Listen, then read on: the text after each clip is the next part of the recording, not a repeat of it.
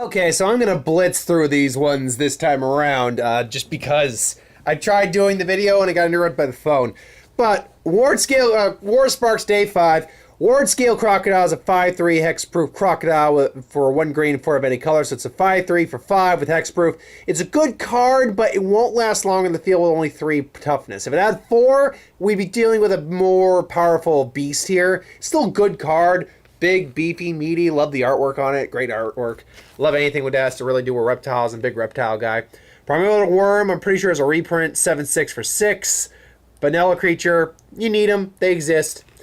Devouring Helion is 1 red, 2 of any color for a 2/2. Helion, uncommon.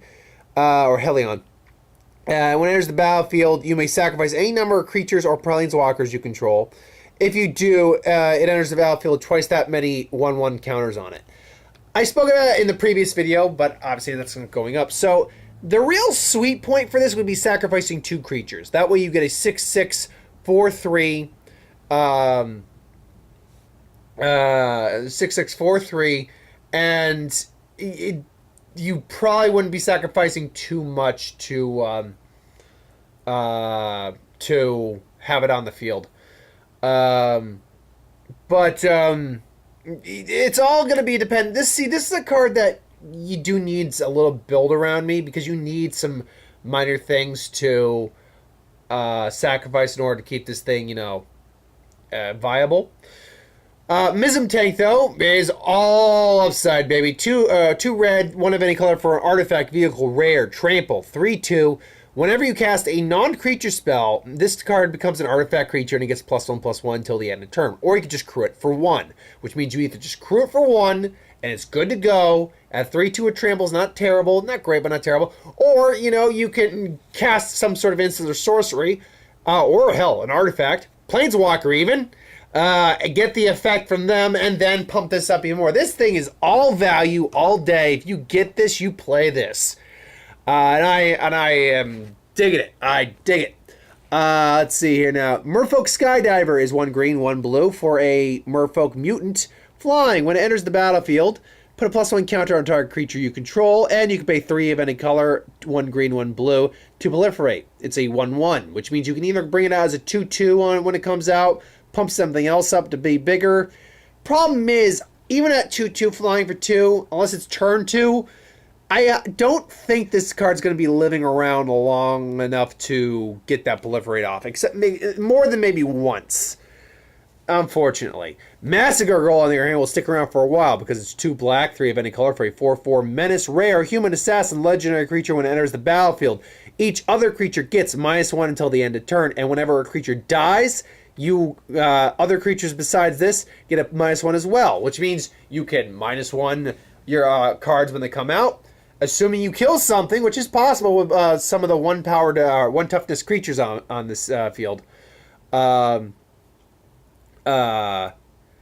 in this set. So, frankly, you could easily get 2-drop board wipe, easy. Or 2-drop, 4-drop. 2 -2 across the board. Then you can easily destroy things. If you're in Rakdos colors, easy to destroy things as well. Tomic Distinguished Advocates is 2... Okay, this one's weird. 2 white for a 2/3. Legendary creature, human advisor, flying. When it lands on the battlefield and land cards in graveyards, can't be the targets of spells or abilities your opponent control, and your opponent can't cast lands from the graveyards. So, I get the design. I just don't get why it's here. We haven't seen anything that really does anything to lands in this set yet. Hell, I don't even think there's land. I mean, there's a standard 4-drop, destroy a land, sorcery card or instant card you get in most sets. Like Legions has one. I'm pretty sure Guilds of Ravnica has one. But I don't get this unless this is a hint that the next set we're going to has something to do with lands. Not Zendikar. They have said that the next set is a new set. And by the way, it's not going to be a Viking set. It's not going to be a Norse set because, let's be clear, they do a Norse set, they have to do gods. Now, without spoiling anything, I find that very difficult to think we're going to get 2 back-to-back sets with gods. I could be wrong. We could, but I don't know. But I mean, even when the ability is not making sense to me in this environment, 2/3 for two single colors, mind you, but two flying is still beneficial. You'd still probably want to play this if you're in white. Man Devil is a 3/3 for 1 red, 1 black, 1 of any color. When a player sacrifices a permanent, deal 1 damage to any target. Again, why would an opponent maybe first off, it's a 3/3 for 3. That's fine. But why would an opponent sacrifice anything when this card's on the field? Unless their benefit outweighs yours, which is possible. Which means you're the one who's got to sacrifice things, and you need some sort of sacrifice engine to do so. And it just says whenever they sacrifice a permanent. Oh no, they would have to say 1 or more permanents. So yeah, you could theoretically like mass sacrifice something and it would work. I don't know. It's okay. There's no downside to it, but I can think of better cards to play. And I'm also not a red-black guy very much. Mobilized District is a rare land. Add a colorless monarch, pay 4 of any color. And this card becomes a 3/3 citizen creature token, or a citizen creature with vigilance until the end of turn. And this effect costs 1 less to cast for each legendary creature or planeswalker you control. Essentially, they're saying, hey, we can you can get a free 3/3 vigilance creature. All you have to do is have some creatures on the field, and yeah, that's pretty cool. It's an interesting card. You don't need planeswalkers, but if you're in a planeswalker heavy deck, like you might be in the pre-release, and you got that card, not a bad option. 10th District Legionnaire is Boros colors, white and blue, white and black, white and red. God. 2/2 human soldier haste. Whenever you cast a spell that targets this card, put a +1 counter on this card and you scry 1. It has heroic and it has an upside along with the +1 counter for the heroic. So, yeah. There's nothing I can say except this is all value. If you're in white-red, you play this card. Paul and Bright Druid, 1 green, 1 of any color for a 1/1 elf druid, which when it comes out, you choose 1. Put a +1 counter on a target creature or proliferate. You're going to play this. If you're in a Planeswalker decks, you're going to be playing this. Yeah. It's a good little 2-drop. Absolutely it is. And then you have Bloom Hulk, which 1 green, 3 of any color for a 4/4, which when enters the battlefield, proliferate. Again, it's 4 for 4, and you get to proliferate. It's a good card. Now, granted, it doesn't do anything past that, just like she doesn't do anything past that, so they're just vanilla creatures afterwards, but it's the ultimate effect that they're giving you that is the important thing. Iron Bully, which I like that name, 3 of any color for a 1/1 golem artifact creature with menace, and when it enters the battlefield, you put a +1 counter on a target creature, which means you can make it a 2/2 in menace, or put another +1 counter on something else. It's a fine little, because it's colorless, it's actually not bad. I can't say it's amazing, but it's not bad. This one is Neoform, which I like the name. 1 green, 1 of any color for a sorcery, uncommon. As an additional cost to cast this, sacrifice a creature. Search your library for a creature card with converted mana cost equal to 1 plus the sacrifice creature's converted mana cost. Put it on the great battlefield with an additional +1 counter on it. So essentially, there's Vanafear, who basically is a birthing pod on a stick. And this is Birthing Pod in spell form. Now, I never played with the Birthing Pod cards. I never did that. But I do understand that it was a very popular thing. And even I can see the benefits of that, yeah. Band together. 1 green, 2 of any color. Up to 2 target creatures you control. Deal damage equal to their power to another target creature. Is essentially is a giant damage doing damage inducing card. So yeah, and I like the flavors like band together. The guilds finally are banding together. So yeah, it's a good. Here's the thing, you need creatures for this to work, but it says up to 2, which means you only have to have 1 on the field to actually use it correctly. So that's pretty good. Courage in Crisis. 1 green, 2 of any color for a sorcery. Common. Put a +1 counter target creature and proliferate. Simple, to the point. Good card.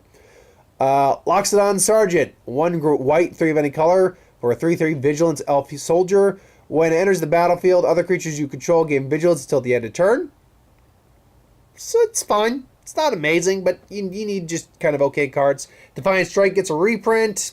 It's always a useful combat trick. Good to activate Mizzium tank. Goblin Assailant? It's a bear. It's a 2/2 Goblin for 2. Let's see here now. Goblin Assault Team. I like that. 1 red, 3 of any color for a 4/1 haste. Goblin Assault Team or Goblin Warrior. Haste die when a card dies. When it dies, you put a +1 counter on target creature you control. I get what the design. I do get it because it's designed to swing in quick and then die and put a counter on something. I can dig that. I can dig it, and I like the flavor because goblins have never historically been large creatures. I think the biggest ones I've seen are maybe 4/4s, maybe. Heartfire, 1 red, 1 of any color for an instant as an additional cost to cast a spell. Sacrifice a creature or planeswalker. Deals 4 damage to any target. In the right context, that could be a pretty solid card. That could. In the right way, in the right strategy, that could be a very good card. Blind Blast. 1 red, 2 of any color. It deals 1 damage to target creature. That creature can't block this turn. Draw a card. I believe Ryle, was it Ryle? Though from Ixalan. It's something similar to that, but still a good card. Cyclops, Electromancer. Always got to have a Cyclops, don't we? 1 red, 4 of any color for 2. Cyclops, Wizard, uncommon. Enters the battlefield, is X damage to target creature and opponent controls, where X is the number of instants and sorcery cards in your graveyard. It's for 5 mana. You 4/2 for 5 mana is not that great. The effect is fine, but it's only a 1-shot kind of burn effect. So, yeah, I'm not really big on this. Sorry. If you like it, great. I can't say I do. Grim Initiate, 1 red for a 1/1 zombie warrior. First strike, when it dies, amass 1.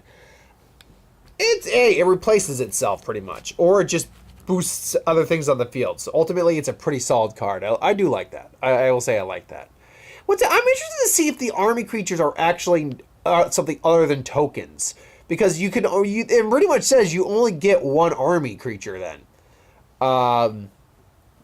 So I'm interested in that. But yeah, we had a lot of spoilers today. Commons, uncommons. So, thanks for watching. I hope you enjoyed. Like, comment, share, subscribe. As always, if you want us to review something, put in the comments below. Let us know. We'll do a review of it at some point. I'll be back tomorrow. I got a Who Would Win to do. I'll be back tomorrow with a bit of a roundup of how War of the Spark so far. Just because the way they're doing spoilers, it does present itself with a recap at the end of each week. So, yeah, and then, of course, once I get the novel, I'll read that and be like, okay, now I know exactly how this goes down. Which doesn't come out this week or next. I think it comes out at the end of the spoiler week, surprisingly. So, yeah, stay tuned for more spoilers and Who Would Win. Well, spoilers later on. Anyway, thanks for watching. Hope you enjoyed. I'll see you next time, folks. Later.